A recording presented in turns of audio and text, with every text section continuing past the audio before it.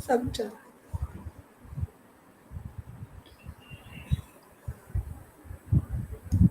Hi, good evening, everyone. A very warm welcome again to the last in the 5 series of webinars for GCE Level 1. We are here today with our host and mentor who have been along with us in this journey. That is Mr. Tegbir Singh Bindra. A very good evening to you, sir, and a warm welcome once again. Thank you, I'd like ma'am. to introduce Mr. Bindra formally to everybody who's present here today with us. That is basically the educators community. You understand how important this journey has been, and I really hope that it is fruitful for you as much as it has been for me. Without wasting much time, let me just share some snippets of Mr. Brinda's exciting life journey till now.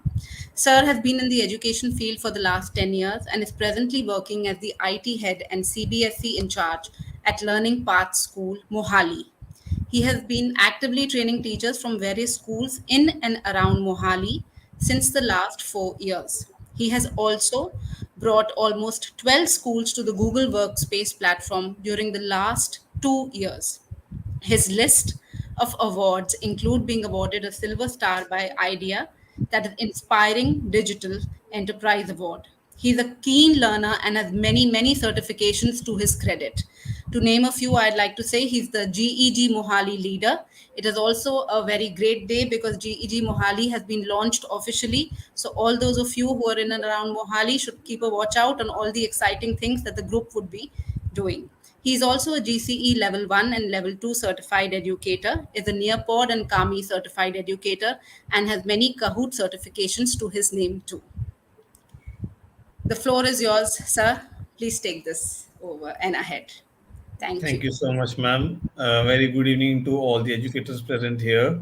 So, in the last 4 days, last 4 sessions, we have covered all the important topics that are there in your GCE Level 1 exam and normally in your day to day life in your normal classroom teaching, including your Google Doc, Google Sheet, Google Slides, Google Sites. Today we'll be taking upon few topics which are not that commonly used but are very important for the exam as well as for your normal routine usage of internet, and we'll also see how you can register for the GCE level 1 exam. So without taking much time, let me share my screen so that we can proceed.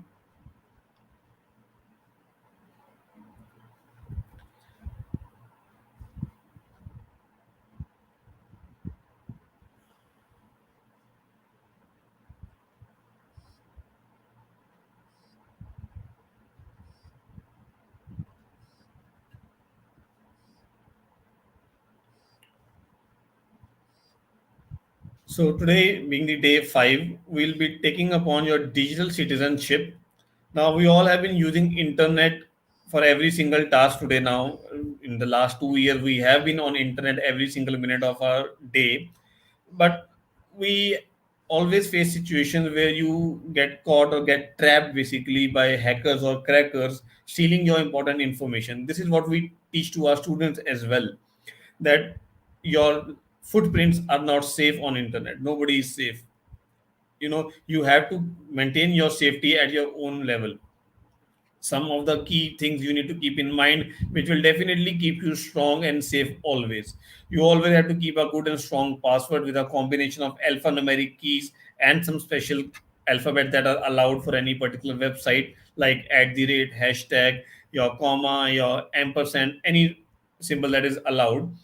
You need to be able to recognize which is a scam or a hoax online email. In our inbox, in our normal inbox, we are always flooded with emails saying that you have won a lottery or you have been selected as a winner for a competition.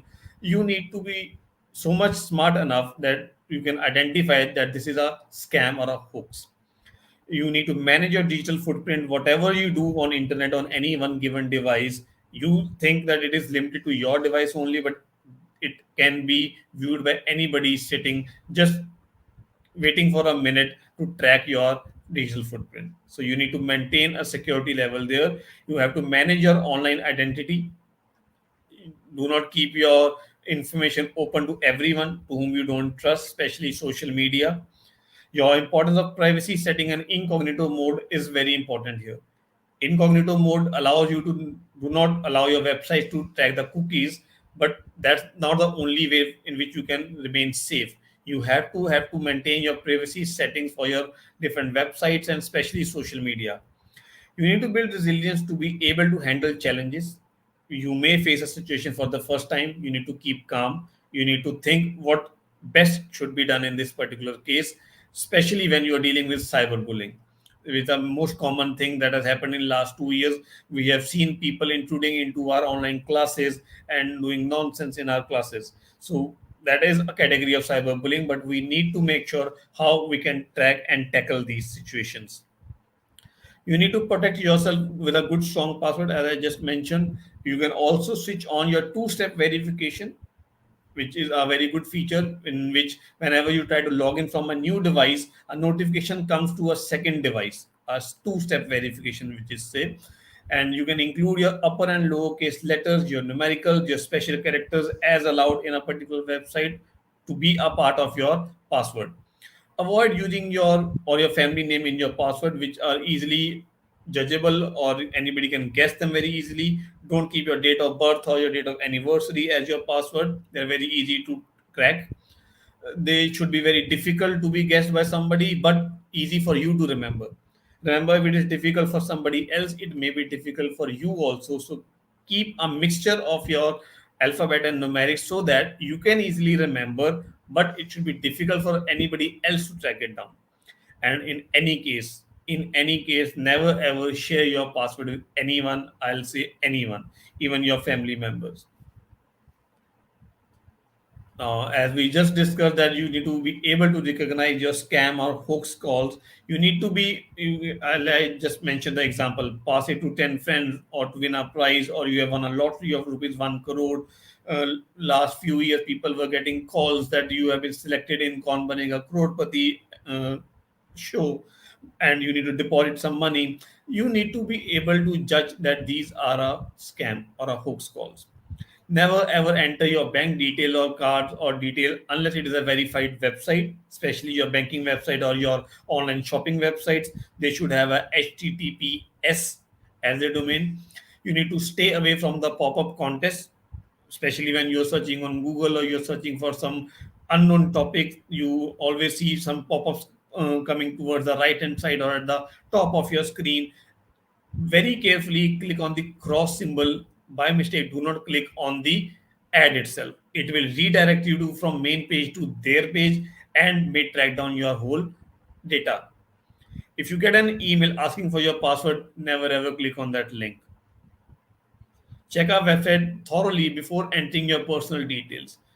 There may be websites which look like same as the original website, but there is always a gap between the original and the duplicate ones. Do not accept calls or click on any links in text from strangers. If you don't trust a sender, please never ever open the link. Don't give out your phone numbers or Aadhaar card or license or bank details for public to see, especially on social media websites. You never know who else is also tracking you down. If you come across anything fishy, report it immediately. If you are a student, report it to your teachers or parents. If you are a person, an adult, you may report it to the authorities. You may go to the police. We have now cyber police stations set up in every city. You can report it to them so that you are saved. But if the police tracks them down, somebody else also gets saved. So it is our duty to protect everybody apart from protecting ourselves as well. Your digital footprints are there forever on your device. You need to manage them very, very, very carefully. Remember, once posted online, it remains there forever. Even if we remove it from there, it still remains there.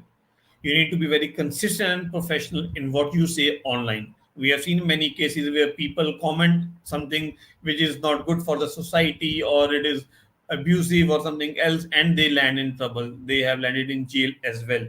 So always avoid yourself by commenting on such particular posts.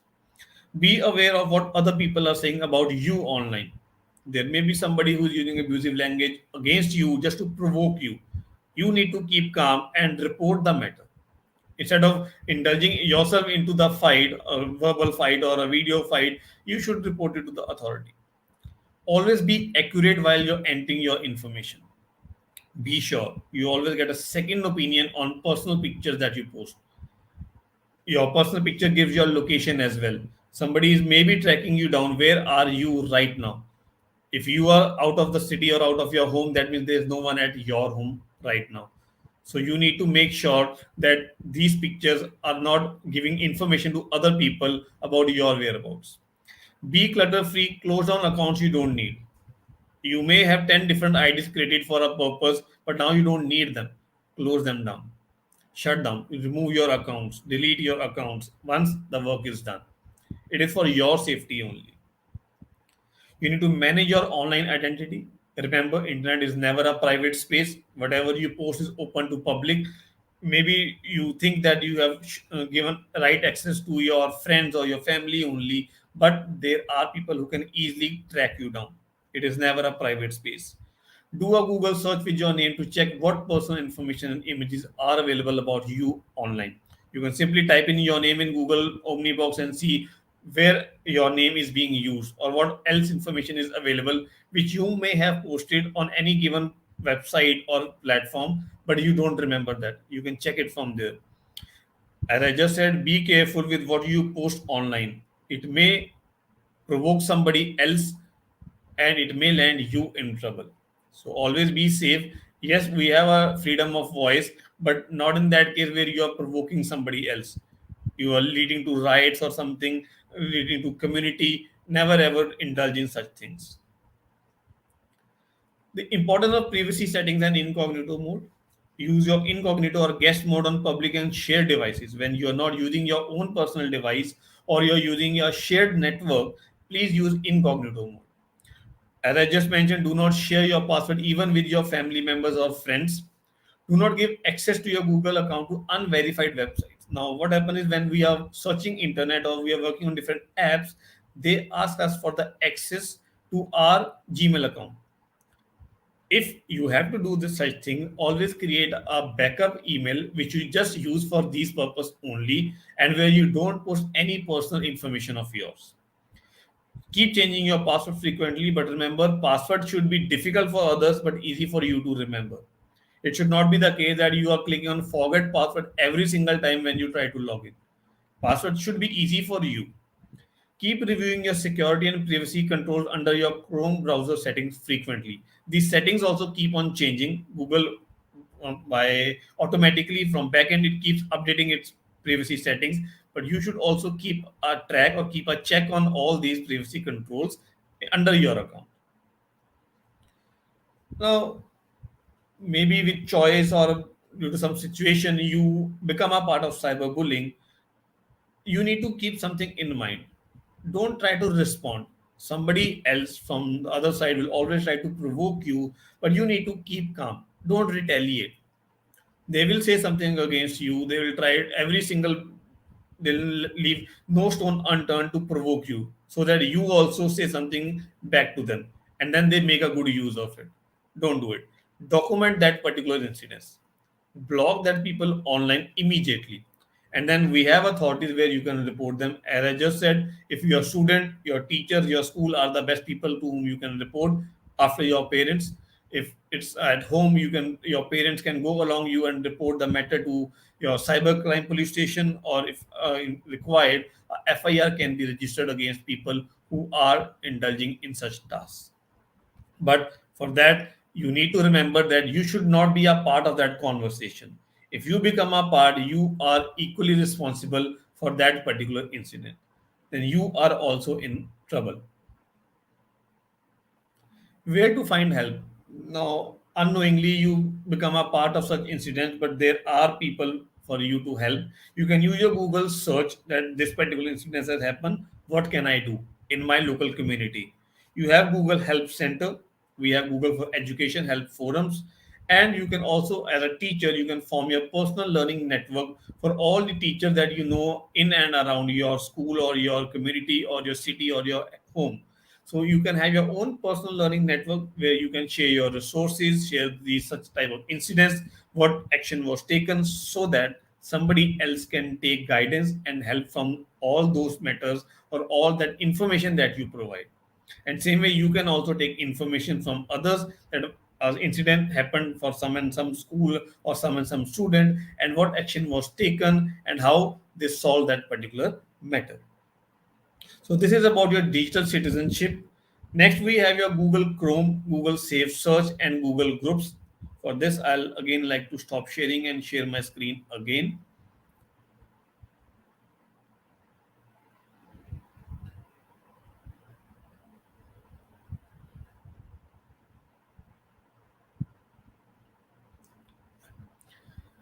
So Google Chrome, this is our Google Chrome. We have all these settings under these three dots and settings here. You can see all these settings related to your Chrome, your security and privacy, as I just mentioned in digital citizenship.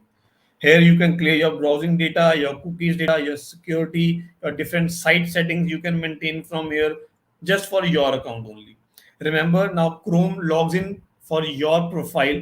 You can have different profiles if you have different data to be stored for a given profile.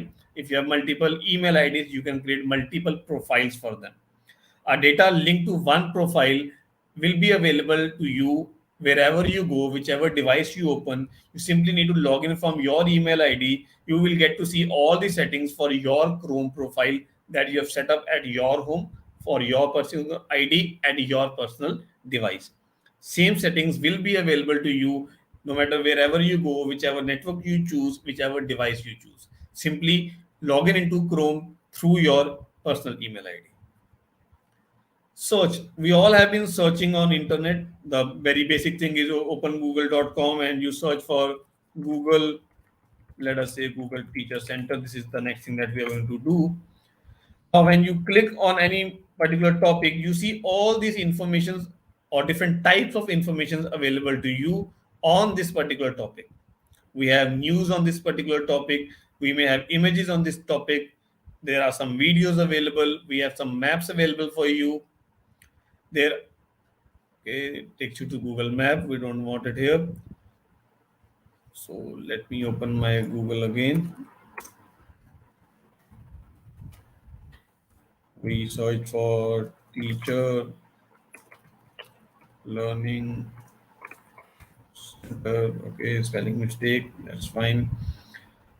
So here you have tools. So when you click on this tool, you have some more options coming up to you.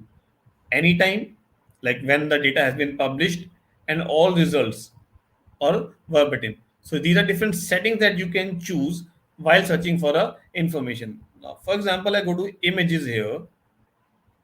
My tools will differ. I may choose from a different size, large, medium, icon, or any size. I can choose a color, which color, black and white or transparent. I can choose the type of image. It can be a clip art, a line drawing, or a GIF image. Time when it was published, last 24 hours or past week or past month or past year or any time. And most important, usage rights, commercial and other license, creative common license, because whenever we use information downloaded from internet, we do need to give you can say credit to that particular website from which you have taken the data, because the data or the information or the image has not been created by you. It is somebody else's work, right? So you need to give credit to that particular website or that particular author from which you are taking the information. And we also have your Google Groups. I'll just open a new tab and open groups.google.com. So this is your groups, just like your contacts only, but here we have your groups like WhatsApp groups. So these are all the groups that I have either created or I am being a part of. So these four groups, we can add members just like we can do it in a WhatsApp group. Whatever email I send to a group goes to everybody in that particular group. So every group gets an personal email ID. For like this is my GEG Mohali group, and I have got this email ID from Google itself. GEG-Mohali@googlegroups.com. So if I send any email to this particular email address, it will go to all the members that are there in my group. You can add members from here. You simply need to put in the email ID and you can send them invitation. You can also write an invitation message that this group is for this particular reason you have created for this group, and you can join this group by clicking on this link. A link will go to them in an email. So if I'll open this group, you will see there's only one member right now. I have just created this group, so I'm the only one here. I can add people from here. You can also make a setting that you approve who all can join. Somebody can request to join your group, but you can approve their request then. So you can make all those settings. These are your membership settings. You can change all these settings from here. So they are linked to your account, how the subscription should go to each email or to no email or to just digest. So these are different settings that you can change for your group. I'll also show you I am part of these all other groups. Now that was the group that I created. I got settings for that, but these are the groups which I've joined. So I don't get all those options here. So this is a group where I have received 3 emails. You can compare this with your normal Gmail inbox, but remember this is a group. Only people inside a group can communicate here. So it is a closed group. Gmail is open. So here we are talking about a closed group with only people who are from one community or share same thought. They join here, just like we do it in our WhatsApp groups. So WhatsApp, your Google groups are very important when you have to share same information with multiple people every given day or after every given time.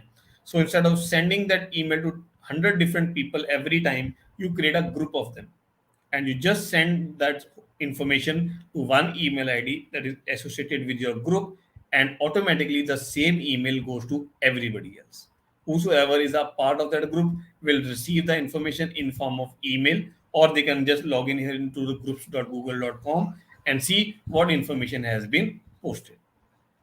So these are all the topics that we have covered in your Google Level 1 exam. These topics will be there when you are going to attempt your exam. We have 2 more things to discuss before we close down for your this particular session. We have your Google Chrome Web Store and Google Marketplace. Now, these are two different things. People mostly get confused between the two. The Chrome Web Store gives you an access to the extensions that you can apply to your Google Chrome. So, whatever extensions you install or you download from Chrome Web Store, they come here as your extension. You see this icon, the puzzle icon here. These are all the extensions that I have downloaded. They are relevant to my Google Chrome. They are not linked with my Google Gmail account or my Google Docs or Google Slides. No, they are linked to my Google Chrome. Google Chrome itself is a product. So they are linked to that particular Chrome web. Now, if you log in into a Google Chrome profile on any different device, whatever extension you have downloaded will be available to you in that device as well, because these extensions get linked to your account through which you have logged in into your Chrome. But same way, we have a Google Workspace, or you can call Google Workspace Marketplace, where you get add-ons. Now, add-ons are for different G Suite products. For example, for Docs, for Sheets, for Drive, for Forms.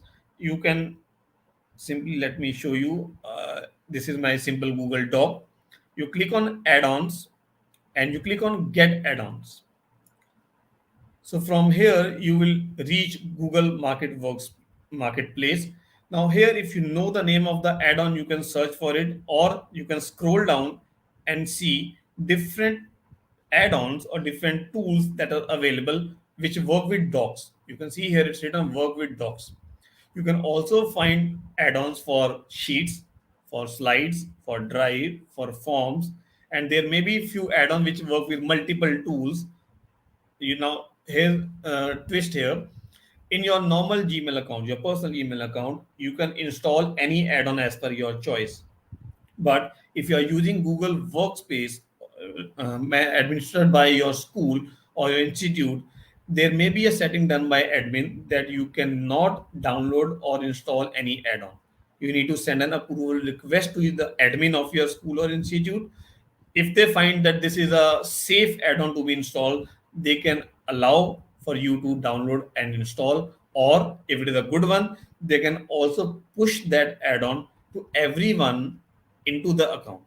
So if you have 100 teachers in your school admin account, and if your admin finds that add-on suitable for every single employer, every single teacher, they can simply push it from one click only, so that not all 100 teachers need to download and install it on their own. They will automatically get access to that add-on. For that, admin needs to do the setting. They need to push a particular add-on towards every single account in their admin account. So if you, for example, click on this add-on, here you see an option called install. When you click on install, it will ask you to continue. I'm just showing you an example.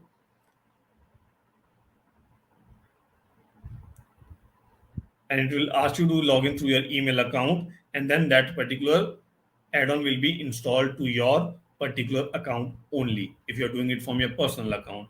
But yes, if admin pushes it from the backend, then every single teacher into your account will be able to access that particular add-on.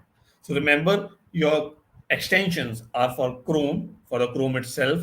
Chrome, which itself is a product, and add-ons are for G Suite tools. We call them Google Workspace tools now.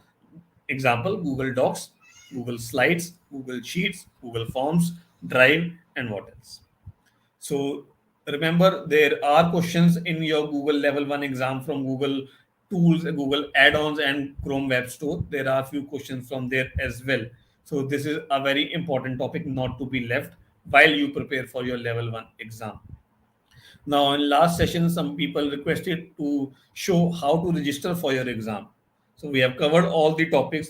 Every single topic has been covered. So I will show you now how to register for your exam. So this is the website. You need to open your Google Learning Center, Google Teacher Center. Let me show you Google Teacher Center. This is the edu.google.com website. And here you will find certifications. And now, as you're doing for level 1, you will click on Educator level 1. Now, you just need to scroll down, and here you see take the certification exam. The exam is valid for 3 years. It is of 3 hours, and the fees is $10 plus GST, or the plus tax as we say. So it comes out to be $11.80 in India, somewhere roughly around 900 rupees, depending upon the dollar price. So you click on register. It asks you to select your language. You need to click on this button. Now, as we will be doing it in our English language only, we don't have our regional languages available here. This exam is available in few languages only, or we'll choose English. Now, it will ask you through which account you want to register for this particular account. Now, I've created a sample account for this, and I'll use that for this particular session.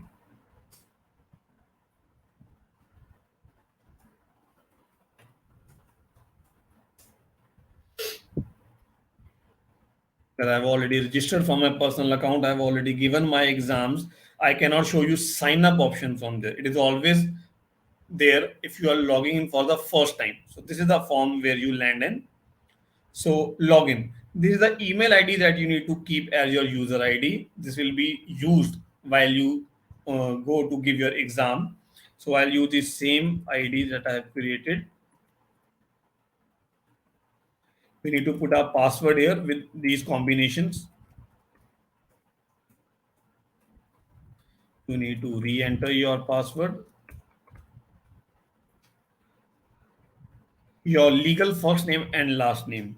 So I'll put my name here. Your primary phone number. Your address, which is a mandatory field. I'll write sample address as I'm not going to give exam from here. City, I'll use Chandigarh. Now, province or state. If you click right now here, you will see all the American states coming here. So to see Indian states, you simply need to change your country from here. So you come back to India, and now you come back to this province or state, and you will see all the Indian states now. So I'll again select Chandigarh. So any secondary email, in case your primary email changes, I'll give my This email account here. Primary relationship with Google. You are a educator. Your name as you would like it to appear on your certificate. Remember, this has to be a complete name, including your last name, same what you have in your legal documents, your Aadhaar card or your passport or your driving license, whatever you choose as your legal identity, the name should be same here. If you have anything missing on your legal Aadhaar card and passport, please don't mention it here. So send me email from Google for your personal development. You can select yes or no, and it asks you for your school name. I'll write here random school, and I simply need to click on save and see if I've entered all the information correct. Oh, I left something. I left postal code here, so I'll fill it and try to save it again. Again, something is missing. It will keep you telling until you don't fill all the details. So, okay, I had to do it again. Educator, and this also. This is a required field. So now I have created my account for an Google certification exams. Now you land on this page. This is your web assessor or criterion web page where you will see the detail of all the exams for which you register, which you attempt, and what are the results of all those exams that you appear for. So the very first step is you need to register for an exam. So you see all these headings here. So you click on register for an exam. It shows you a list of exams that are available. These are for educators and this is for trainers. So once you clear level 1 and level 2, you can also apply for Google certified trainer. For that, you need to give a skill assessment test that is at level 3. So first we'll concentrate on level 1 only.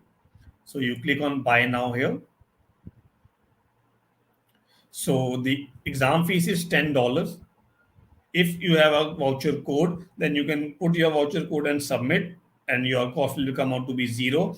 Otherwise, if you are a normal customer, you have to pay $10 with tax of $1.80, which is $11.80 in total USD.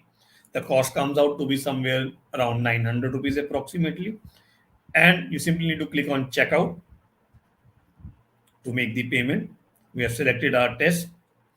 It asks you for a credit card number. You can only make a payment through a credit card because this is an online payment. It is a non-Indian payment account, so you can only make a payment through your credit card. You simply add your card details, expiry date, and submit.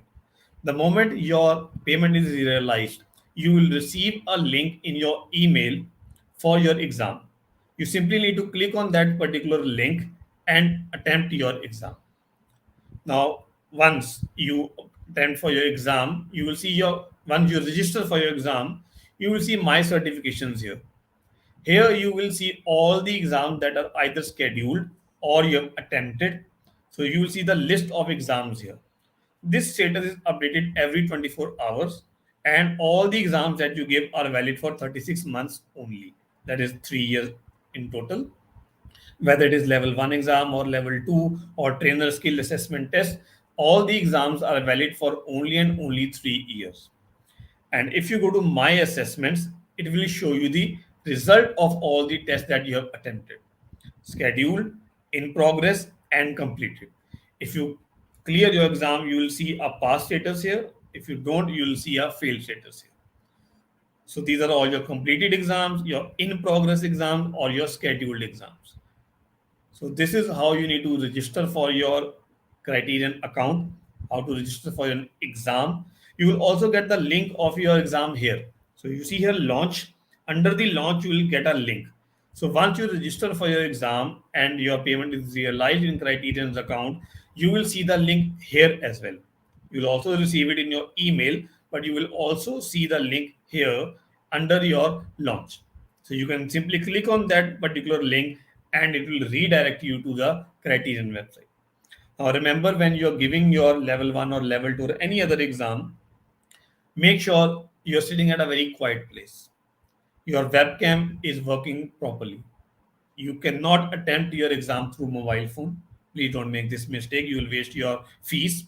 So you have to attempt your test from a laptop or a desktop, but with a webcam.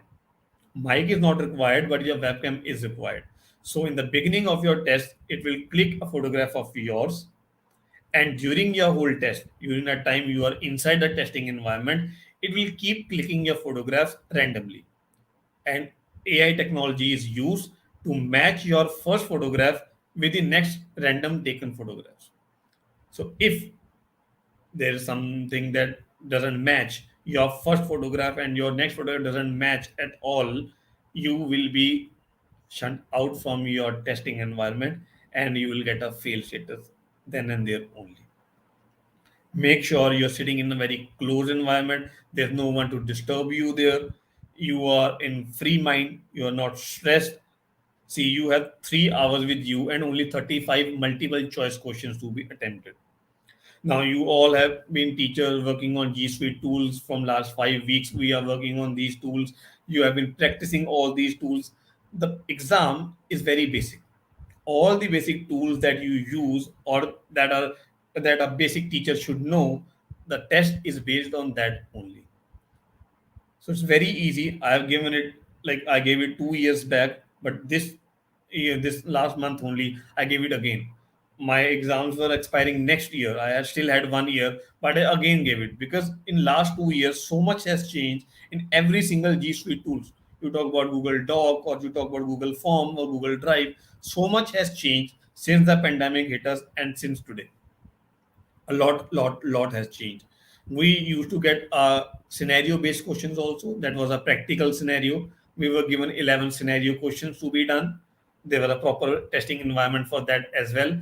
But as of now, as we talk today, we only have 35 multiple choice questions, including your drag and drop, match the following, and multiple select questions also. So only these 35 questions to be attempted in complete 3 hours. So 180 minutes are there. Please make full use of these. You can finish your exam in 35 minutes if you are so perfect. But I'll suggest never ever do that. Always and always recheck your answers. You always have an option to go back to any particular question and change your answer before you submit your test. So before submitting, you can review every single question. You can change the answer of every single question, rethink, try to give all the correct answers. The passing percentage is 80%. That means 28 answers out of 35 should be correct for you to clear your level 1 exam. Same goes for level 2. So I'm sure you all can easily get 35 out of 35. I got 100% both the times. So it's very easy. You will never ever get, if you're using all the G Suite tools in your daily classroom environment, you will never ever face an issue in answering any of the questions. So, in case still anybody has any doubt, I am just putting down my email ID here. You can note it down tegbindra@gmail.com. So, you can anytime reach me out for any topic that we have covered in the previous days, or how to register for your exam, or any other thing. Yes, Mamta, you can refer to Google while giving your exam. Google has made it an open textbook exam now. You can open a new tab and look for a particular option to give your answers. Yes, you can do that. Anybody else has any answer? I would like to, I'll be happy to answer your questions. We'll be putting our feedback form link also here in the chat window. I request all the teachers, all the educators to please fill in the form as a feedback, what all you will like to know from us. So we'll be happy to help you out. Maybe it is for any G Suite tool, any option you're not able to do, you need help in that case, please feel free to come back to us. You have our link. I've given you my email ID. It's takebindra@gmail.com. So you can personally reach out to me. I'll try my level best to respond as soon as possible. Right. So thank you so much for being with us for last 5 days, last 5 weeks, I'll say. So yes, you can book an exam a day before. You probably get the link in next 4 to 24 hours. So whenever you register for an exam, the link comes to you in your email in next 4 to 24 hours, and then you can attempt it anytime. You get 7 days after registering to attempt your exam. You can do it at any time of the day. I always prefer doing it at late night after your 9:30 once your dinner time is over. There's no disturbance at all, no outside noises, no street noises. You can completely concentrate on your exam. That's my choice, but it depends upon you. You can do it any time of the day. So for next 7 days, since you register, 24 hours are there for you. Next 7 days, you can attempt your exam anytime. So thank you, Pooja ma'am. Thank you, Pramukda ma'am. Thank you, Mahatatva, for giving me this platform to get in touch with all these educators who are willing to do the level one exam. So thank Thank you. you so much, sir, for amazing session. And thank you everyone for being here. Thank you, Pooja ma'am. Thank you, sir. Requesting everyone to please fill the feedback form for sir. Thank you, everyone. Have a nice Thank you, evening. sir.